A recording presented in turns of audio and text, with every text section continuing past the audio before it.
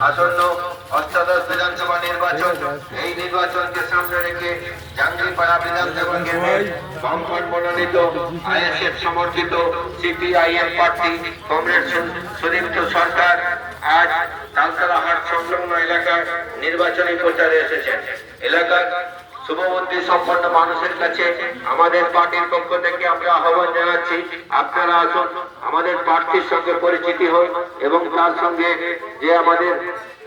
আগামী 29শে এপ্রিল যে ভোট, সেই ভোটে কমরেড সুদীপ্ত সরকারকে 4টে আসনে তারা চিহ্নে ভোট দিয়ে বিপুল ভোটে জয়যুক্ত করুন। 100 দিনের কাজকে পুনরায় চালু করতে এবং বেকার ছেলে মেয়েদের হাতে কর্মসংস্থান তুলে দিতে, পশ্চিমবাংলার শিল্পে জোয়ার আনতে এবং সাম্প্রদায়িক বিজেপির হাত থেকে বাংলাকে রক্ষা করতে আগামী 29শে এপ্রিল